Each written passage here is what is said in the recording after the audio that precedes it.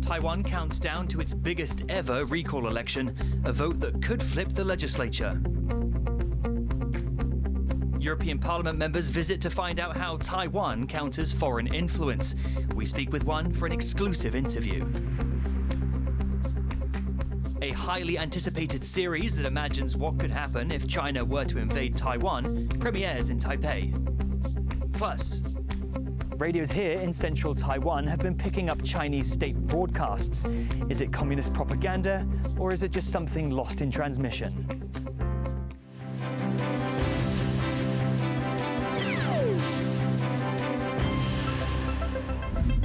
A warm welcome to TaiwanPlus News. I'm Reece. Taiwan is just 3 days away from its largest recall elections ever, which could shift power dynamics in the legislature. Dozens of ruling Democratic Progressive Party's lawmakers took to the streets early Wednesday, searching for supporters to vote yes on the recall.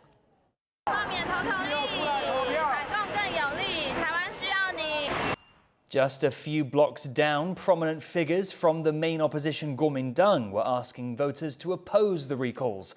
24 of their lawmakers have their positions at stake in Saturday's vote.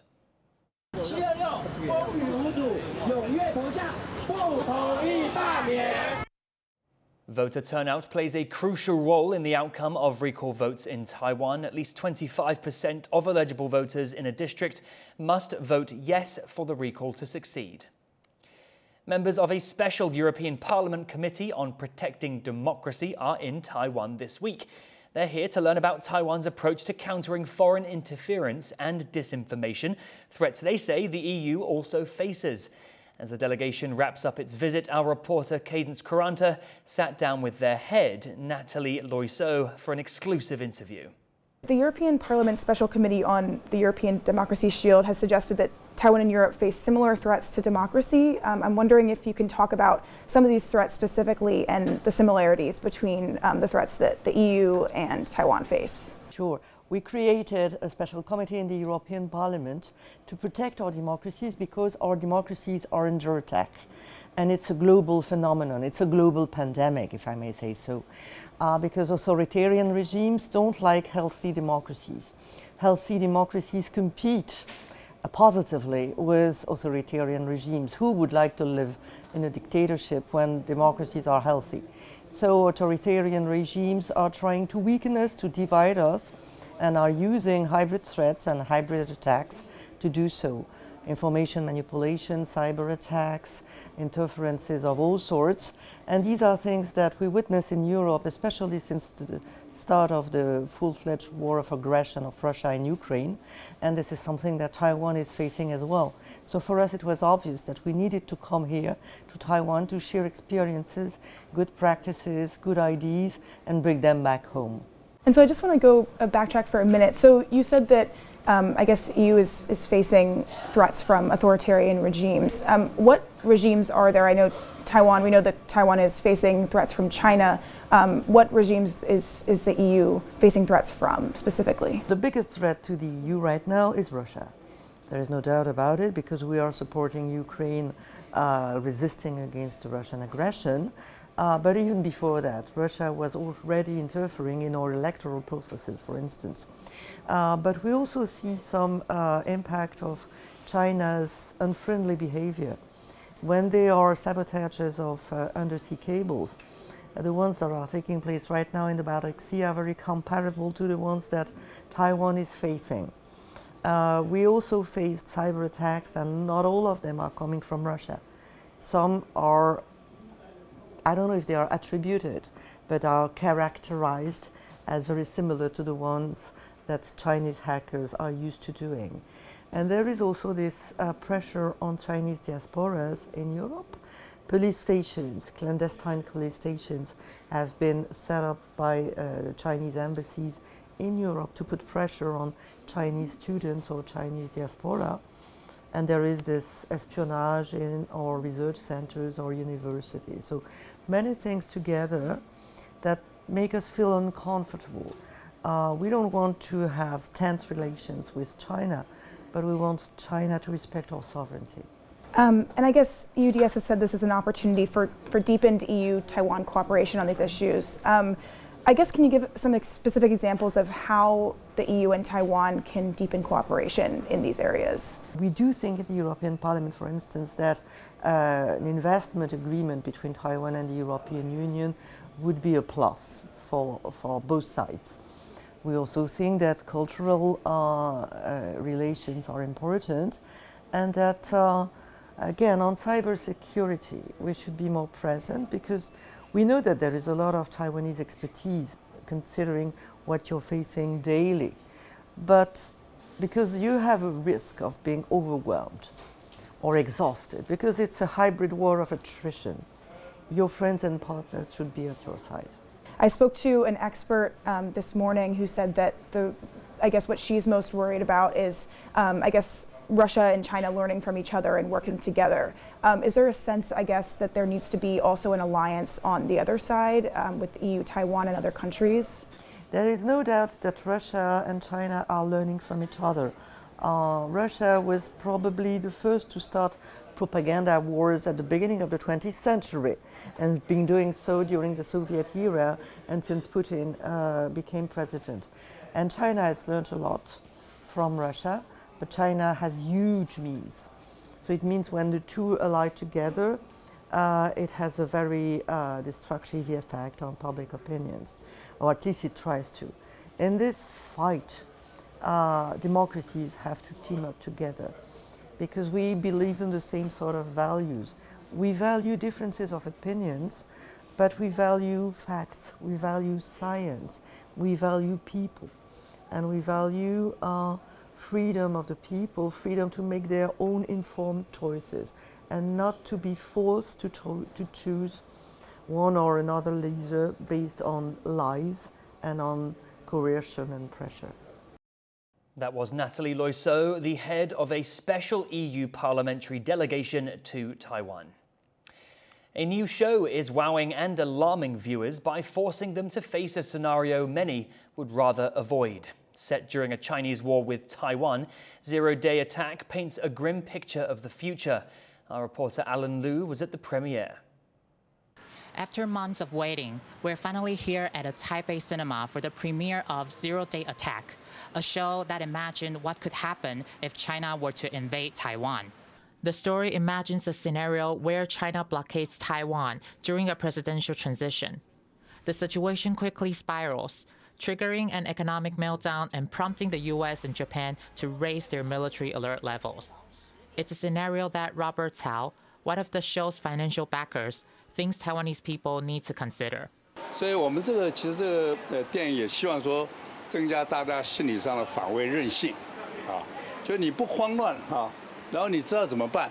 其实以今天的情况，中共要伤害我们其实不容易。 Using Japanese and Taiwanese actors, the series explores a hot-button issue in Taiwan, tensions with China, and the threats of military conflicts. Its premiere just after Taiwan's largest military exercise and amid a sweeping recall campaign that could flip control of the legislature, seems time to spark public debate. 因为我本身是比较偏和平主义，所以我不太会觉得说一定要一边一国什么的。像之前马英九总统他上任的那个时候，我就觉得蛮和平的。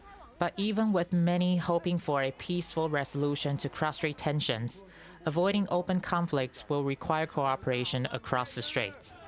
The show doesn't shy away from the fact that Chinese ships continue to cut Taiwan's undersea communication cables, and its air force keeps circling the country.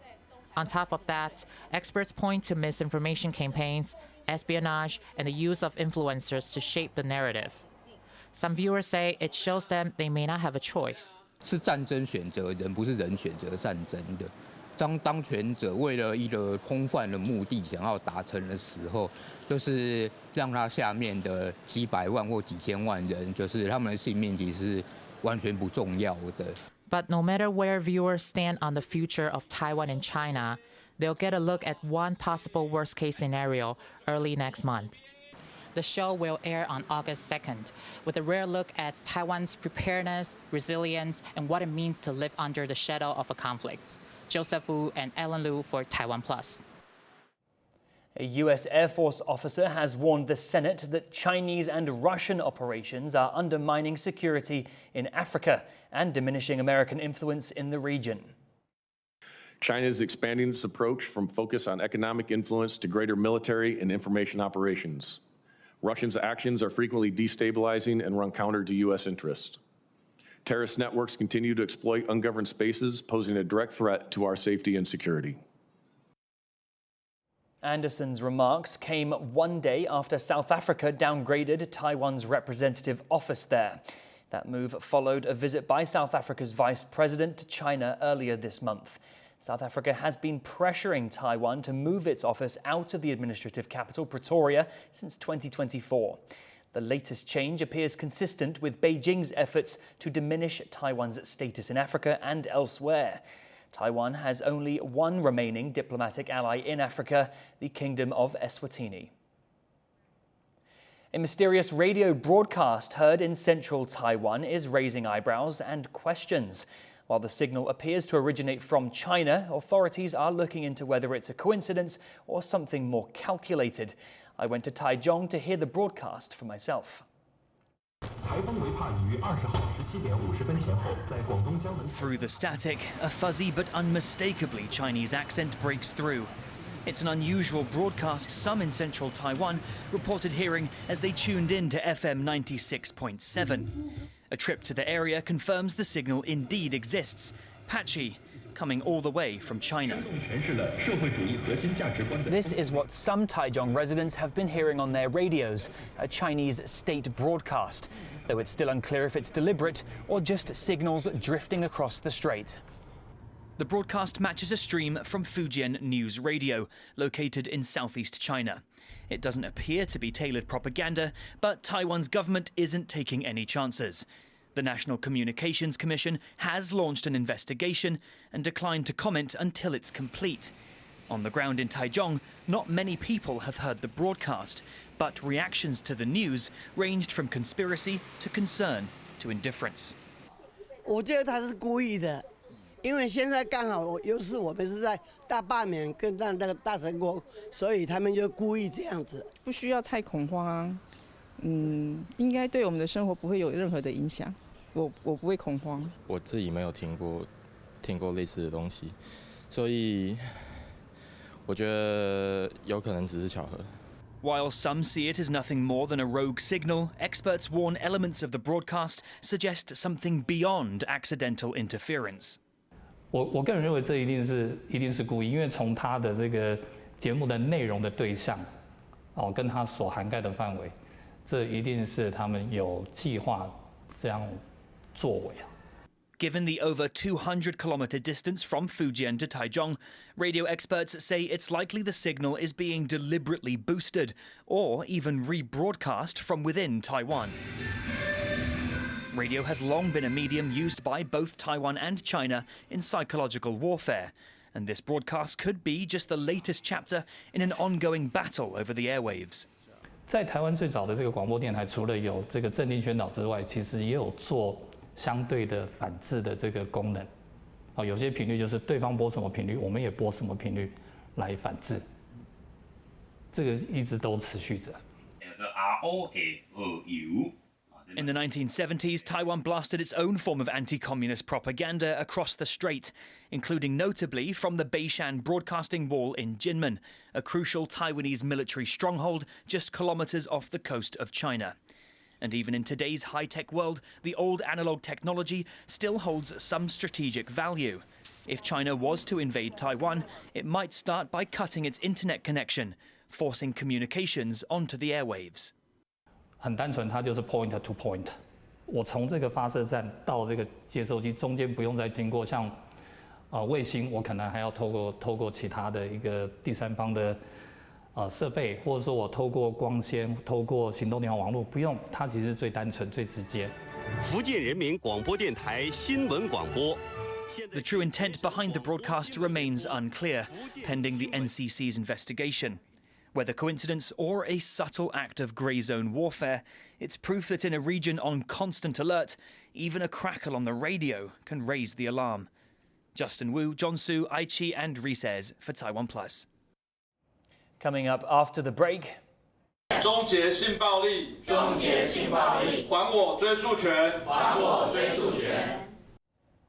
Calls grow for survivors of sexual assault to get justice when their cases are considered too old to prosecute.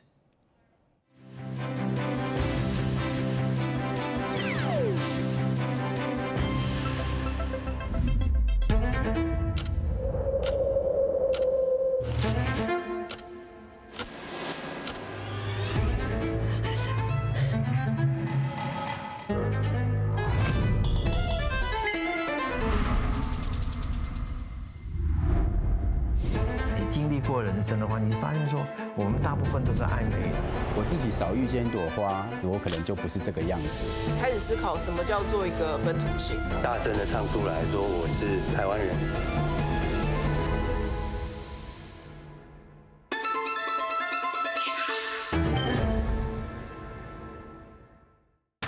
In the face of adversity, the power of truth. A roadmap for a just and open world, charted by the freest country in Asia. Taipei for TaiwanPlus. TaiwanPlus News, a voice of freedom in Asia.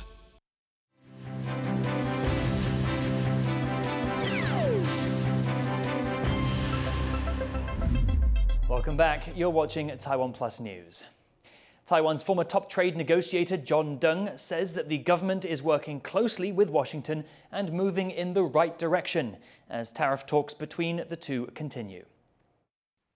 Taiwan, from the beginning, is taking a very cooperative approach. From president until the ministers, they all make it very clear that they want to cooperate with the United States. We are not necessarily agree with some of the measures U.S. takes now, but we understand the reason behind it. Deng was speaking at a panel on the impact of tariffs on U.S.-Taiwan ties. He says if he was still in office, his priorities would be tightening transshipment controls and expanding market access. Deng's comments come as Taiwan's negotiating team is back in the U.S. for another round of talks this week. U.S. President Donald Trump's August 1st deadline for countries to reach a tariff deal is soon approaching. Taiwan has yet to receive a formal tariff letter. Other Asian countries have made progress on trade agreements with Washington, with Trump announcing deals with the Philippines, Indonesia and Japan. But uncertainty over U.S. tariff policy is still affecting Wall Street, with some companies seeing steep losses in trading. John Van Trieste reports. A warm welcome. U.S. President Donald Trump and Philippine President Ferdinand Marcos Jr. greet each other in the White House. Marcos is the first Southeast Asian leader to meet Trump since his inauguration in January. China and military cooperation are on the agenda today. We must remember that the United States is our only treaty partner in the Philippines, and that has stood us in good stead over the years. Certainly through the Second World War. But something else has been on the minds of many world leaders these days, too. Getting the best tariff deal possible with a U.S. administration determined to put levies in place. Nearby Vietnam has a deal, and a framework agreement with neighboring Indonesia was announced on Tuesday. Now it's the Philippines' turn. We're going to talk about trade today, and we're very close to finishing a trade deal, big trade deal actually. And we do a lot of business with you. It's a lot of income coming in for both groups. It appears the talks had results. In a later social media post, Trump wrote, quote, "The Philippines is going to open market with the United States and zero tariffs. The Philippines will pay a 19% tariff. That's the same rate Indonesia has agreed to pay." And those aren't the only deals Trump's announced.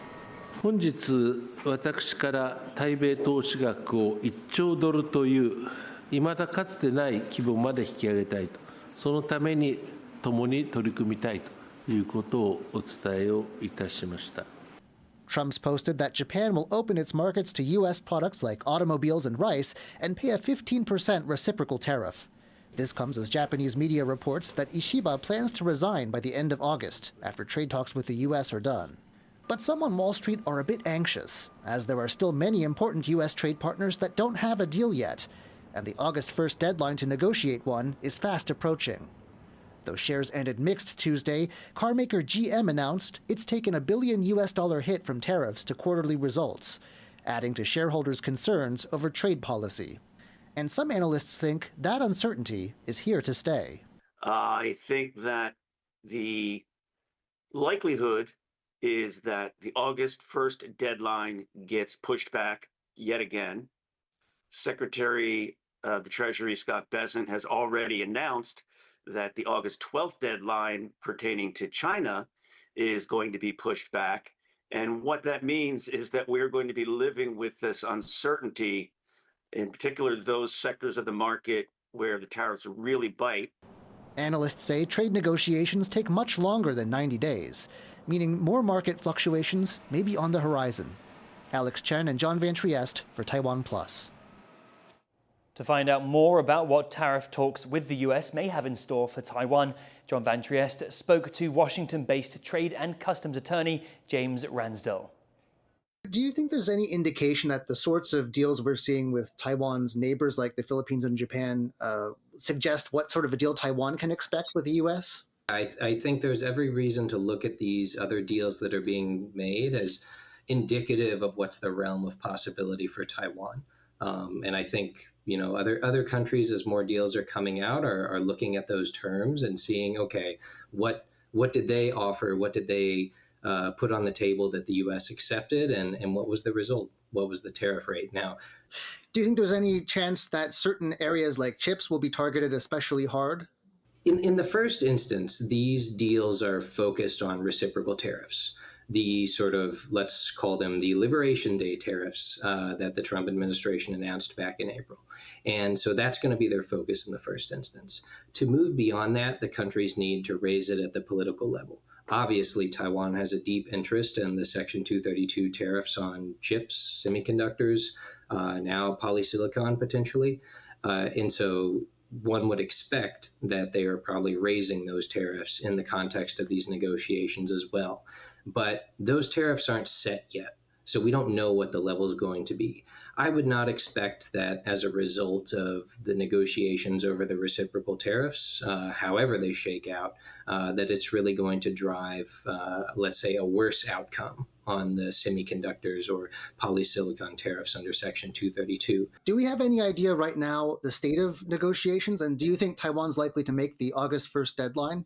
It seems likely. I would say, all else being equal, the fact that we have not seen a letter out of the Trump administration to the Lai administration indicating, here's your tariff rate that you're going to pay August 1st unless we make a deal. I think they can take that as at least some indication that negotiations are ongoing and that the Trump administration views them as within the realm of deal-making possibility, such that they don't feel like they need to sort of turn up the negotiating pressure unduly in order to get both sides to a place where they can sort of shake hands and do a deal. That was Trade and Customs attorney James Ransdell. Survivors of sexual abuse here in Taiwan are pushing for legal reforms. They say current laws prevent those abused years ago from seeking justice. And with just days to go before the legislature votes on new constitutional court justices, they're speaking out, hoping to make their voices heard. Irene Lin reports.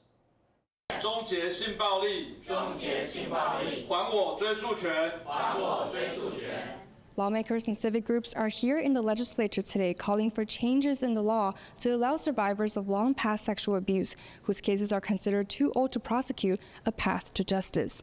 Many bring their cases forward were underage or young adults when they were assaulted, but have only been able to speak out about their experiences now, decades later.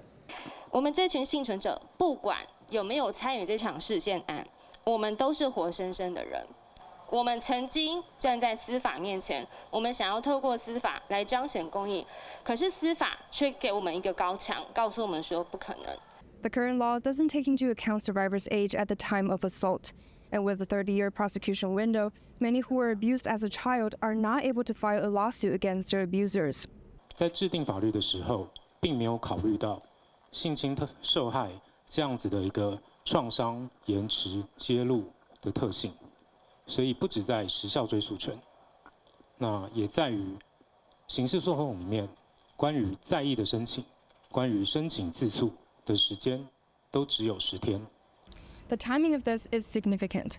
The legislature will be voting on constitutional court justice nominees on Friday, and lawmakers here want sexual abuse survivors' demands to be considered in that vote. 我们在这边要呼吁的是，要延长对未成年的性侵案的追溯期，甚至都不应该去设追溯期。